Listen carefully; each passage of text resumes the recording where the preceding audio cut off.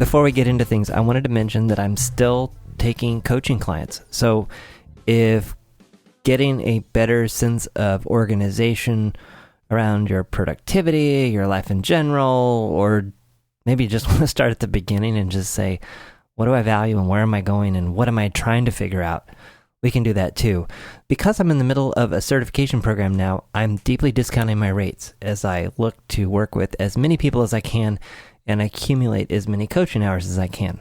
If that's of interest, head over to johnpolstra.com/coaching and read a little bit more about it and send me an email and we'll set up a time to talk. There's no obligation for the first meeting and you can ask any questions you want. We'll also use that first meeting to coach through a smaller topic so that you can kind of get a sense as to what coaching with me is like and what that might look like overall. I want to talk about managing task lists and to-do items.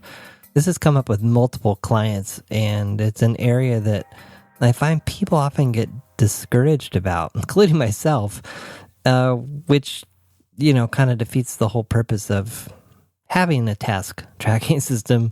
I think most of us would agree the purpose of the system is to help us feel better and get things done, not make us feel more depressed or overwhelmed. So I thought it might be useful to share some of the ideas that I have, the experiences that I've had, things that have worked, maybe things that haven't, in hopes that maybe they'll help someone else out there.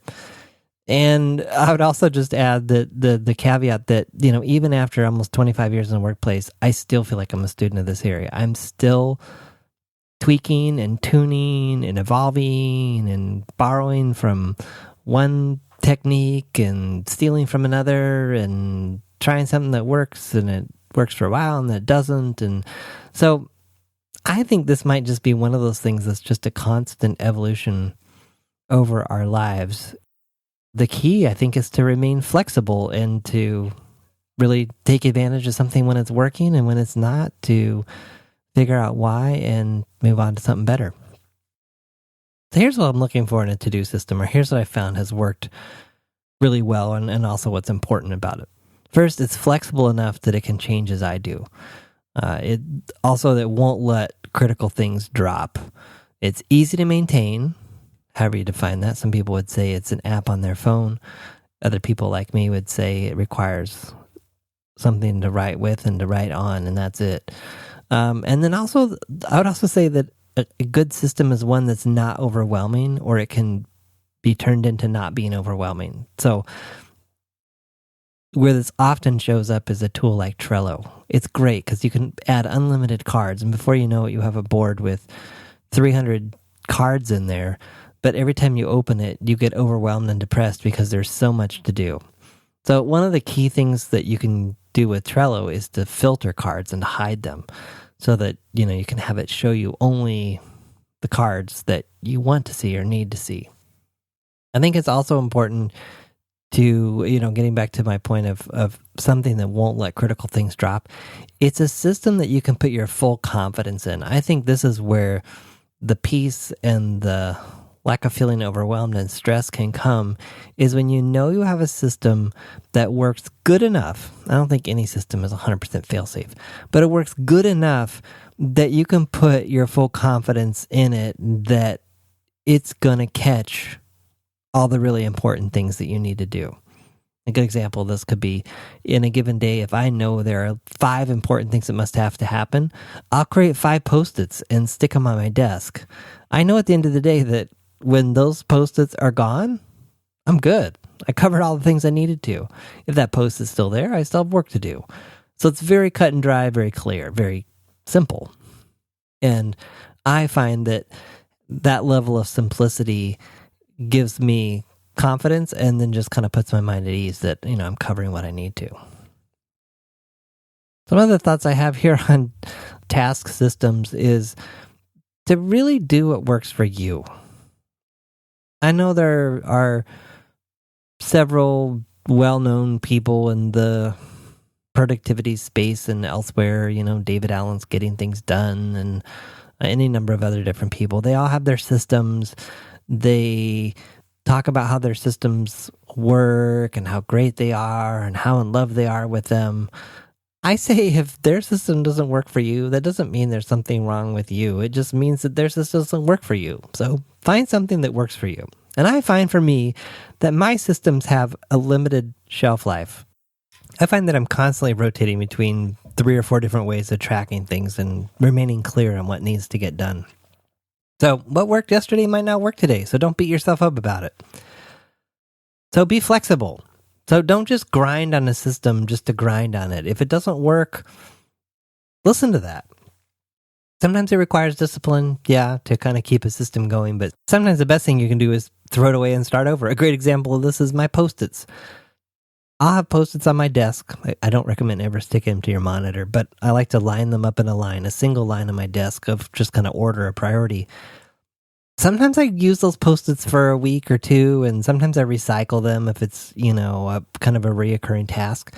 And sometimes those Post-its just have negative energy around them, and they're just kind of, I don't know how to describe it. It's just kind of not a positive feeling that I see because I've been seeing them so often, or I'm tired of them. Anyway, I'll just throw them all away.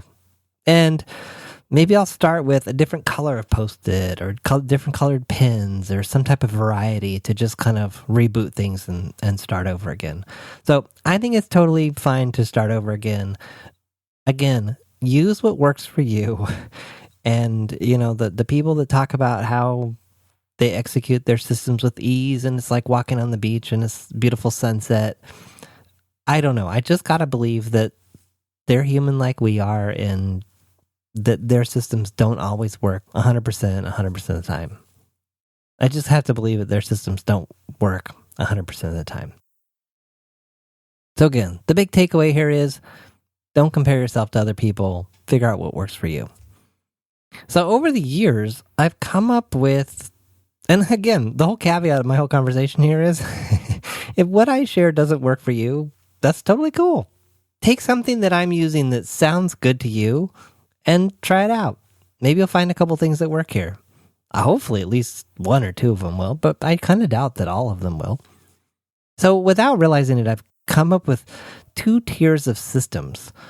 And I tripped over this recently with a client as we were kind of exploring what they were looking for and what was important to them in a system. And it just kind of jumped out to me that, so this is how my system has evolved and this is what it is. So there's the there's two, I call them 2 tiers, I guess. There's the daily system. So how I manage those things that have to be done on a daily, longest duration there is weekly, but I really only plan by the day. I'm pretty agile in my planning. So daily versus what I call deep storage. Deep storage is, the best example of this is my wife and I have a Trello board that we use for house projects. I'll caveat this for any of the guys out there. My wife doesn't totally love this, and I've heard this from multiple people, including another client that does not enjoy the spousal Trello system for managing stuff.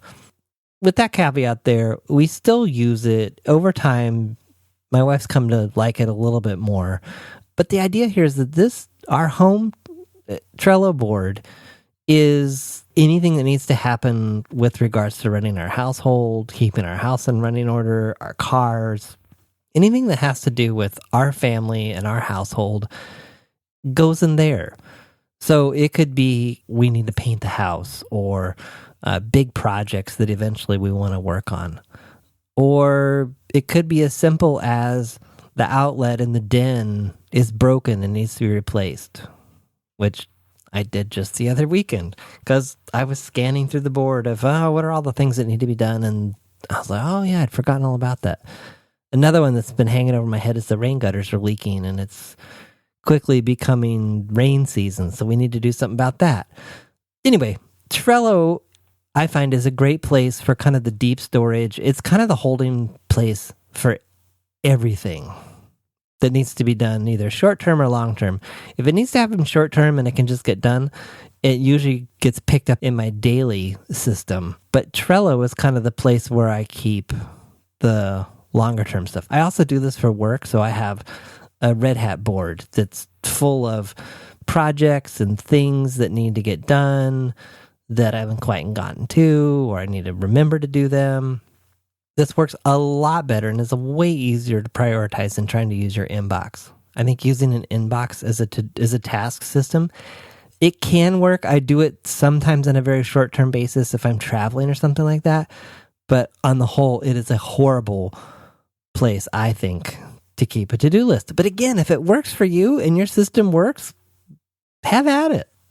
The key, though, with this deep storage place is that it gets periodically reviewed. So every Saturday or two, I take it on myself to scan the Trello board to see, what needs to be done, what needs to be prioritized, what's coming up that we haven't dealt with yet, and do those kind of things. And because my wife isn't totally thrilled with Trello, that's part of where this daily system kind of evolved from. So a lot of times what I'll do is I'll scan the Trello board and I'll pull out, 5 or 6 things that I think we probably should deal with on a particular weekend. And I might create some Post-its for it or, raise them for discussion with, hey, I think, before the end of the weekend, we should talk about that trip we want to take. Should we buy tickets? This party we need to go to, whatever the case might be. But I'll basically extract things from Trello so that she doesn't have to go into Trello. On the flip side, Trello has become a very, very positive way to collect all those things that she wants help with or she needs me to do. I love it because then I don't get an email, I don't get a text, I don't get something that's like, hey, I need you to fix the outlet, or I need you to do this, or this needs to happen this weekend. Instead, she'll just go in there and create cards for those things that need to get done. And then when I review the board, I see them. Again, then they're not stuck in my email or stressing me out when I don't want to be thinking about what needs to happen with the house. To loop back on this, I find these task systems are broken down 2 ways.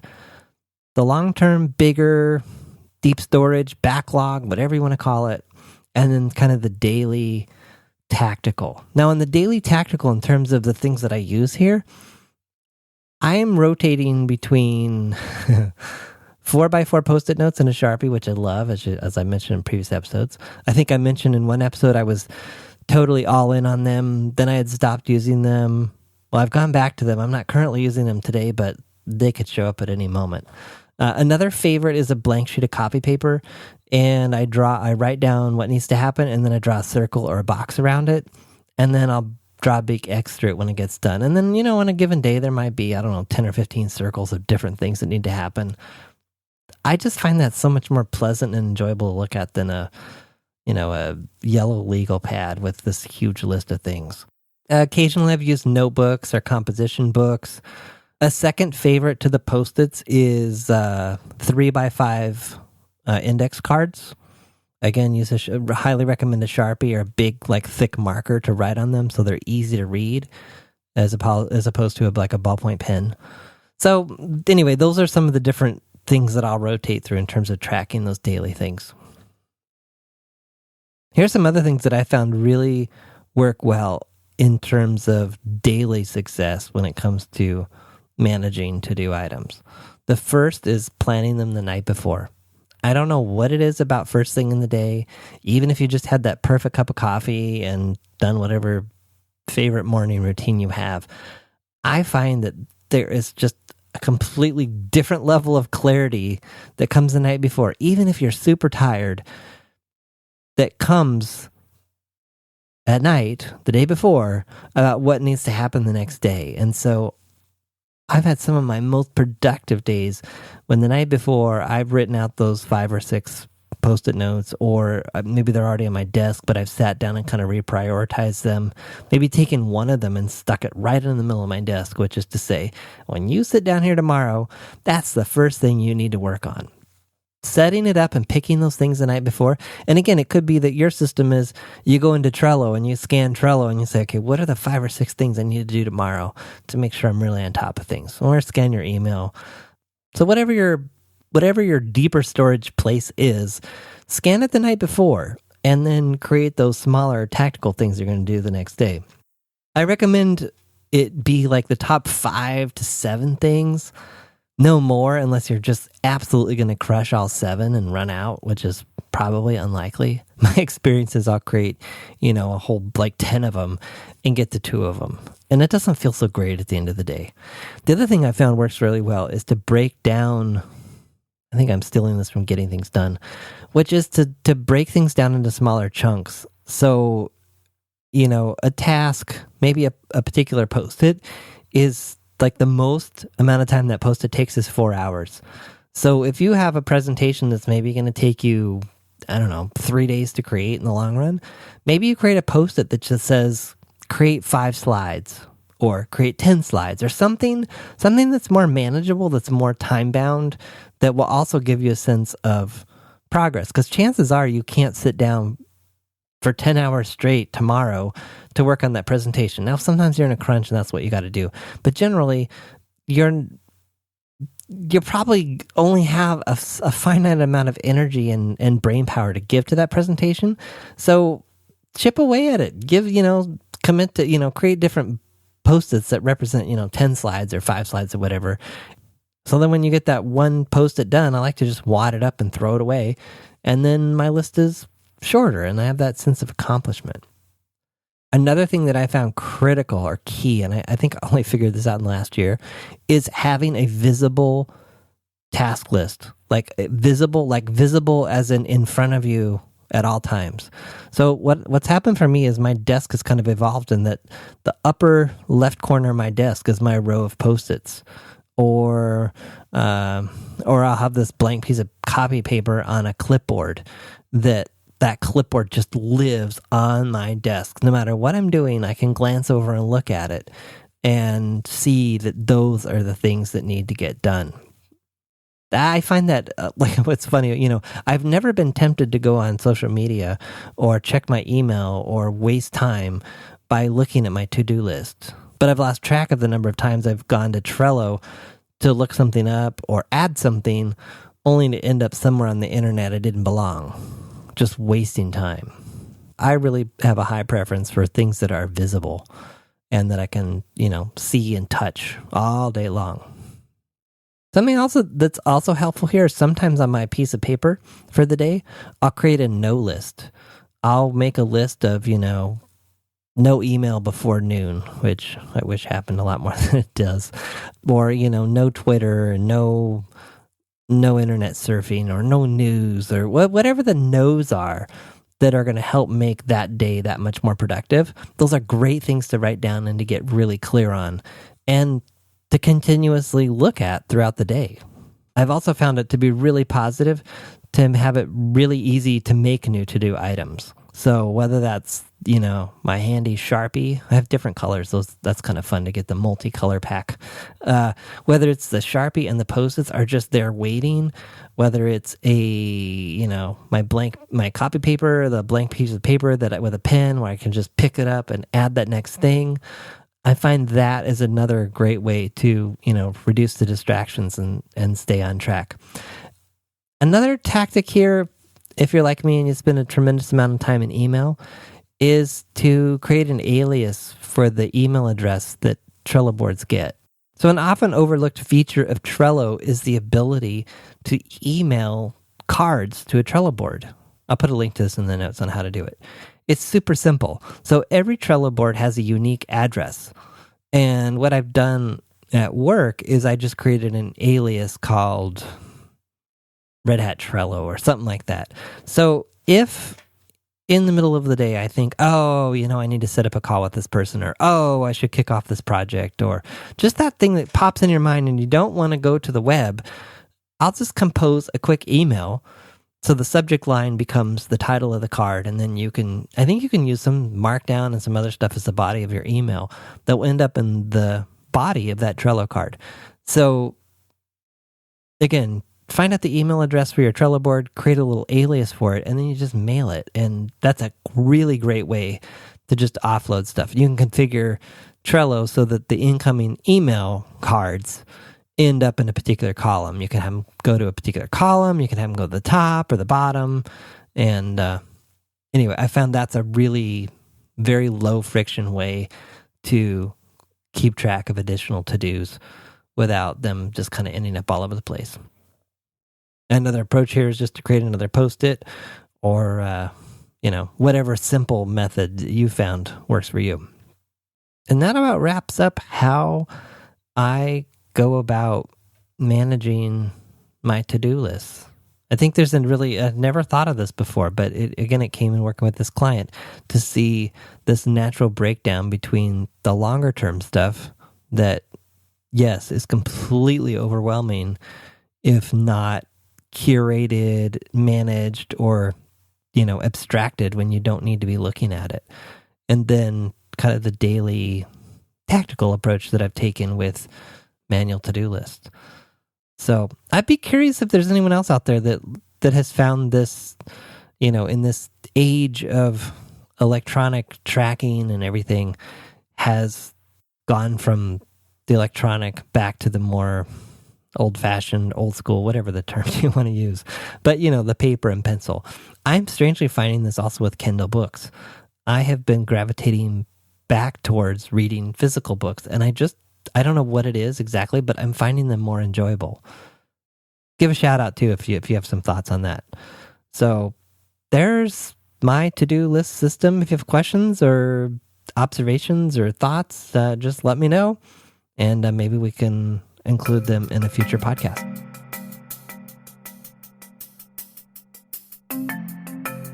So this month, my coaching certification program ramps up, and I must have a certain number of paying clients to remain in the program.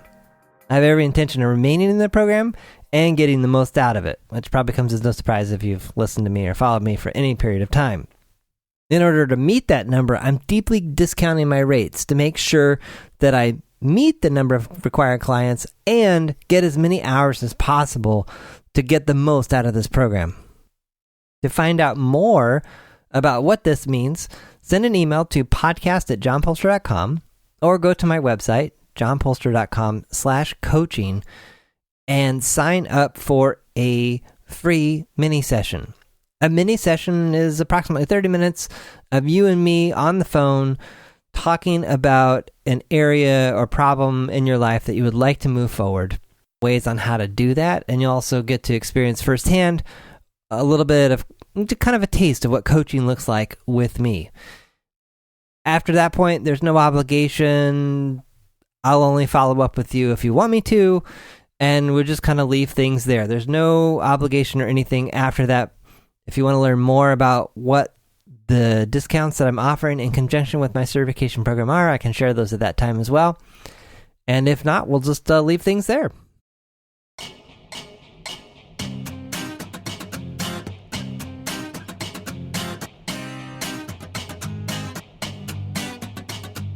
Thanks for listening to The John Polster Show. Notes, links, and all that other good stuff for this episode are at johnpolster.com/podcast. If you have questions or ideas around the podcast, send those to podcast@johnpolster.com.